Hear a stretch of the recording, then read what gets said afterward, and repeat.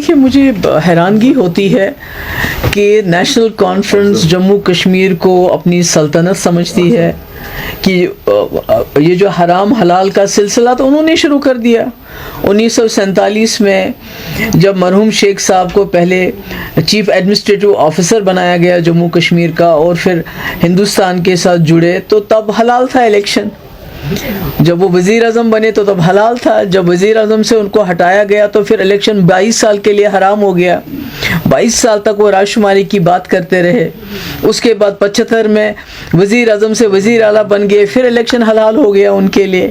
اور اس کے بعد 87 میں جب یہاں جماعت اسلامی اور دوسری جماعت اسلامی کوئی پہلی بار الیکشن نہیں لڑ رہی ہے. سید علی شاہ گیلانی صاحب مرحوم بہت پہلے سے الیکشن پروسیس کا حصہ تھے, مگر 87 میں حلال کو حرام کس نے بنایا ہے جماعت کے لیے الیکشن کو, یا دوسری جماعتوں کے لیے, یا مف کے لیے.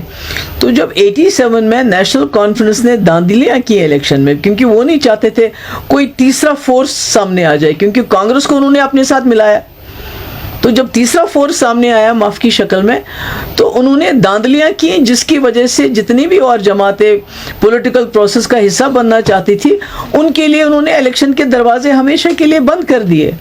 اور تب سے یہ جو حلال حرام کا سلسلہ تو انہی کا شروع کیا گیا. 22 سال تو یہ لوگ الیکشن میں حصہ ہی نہیں لے رہے تھے, کہہ رہے تھے ہم نے رائے شماری کرانی ہے, ہم نے جموں کشمیر کو آزاد کرنا ہے, ہم نے پاکستان کے ساتھ جانا ہے, اور الیکشن لڑنا حرام ہے.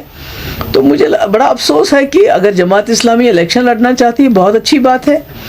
جمہوریت خیالات کی جنگ ہے اور اس میں جب جو چاہے آ سکتا ہے, اور ان کو میں تو سرکار سے یہ بھی کہتی ہوں ان کا بین ہٹایا جانا چاہیے.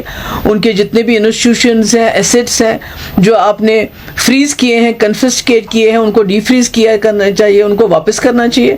تو یہ بڑا افسوس والا بیان ہے یہ حلال حرام الیکشن کو کے بارے میں کہنا. تو مجھے لگتا ہے یہ نیشنل کانفرنس کا ہی ہے, انہی کا ہے یہ کال رہا ہے کہ جب ان کو کرسی ملتی ہے تو الیکشن حلال ہو جاتے ہیں, جب کرسی چھوٹ جاتی ہے تو الیکشن حرام ہو جاتے ہیں.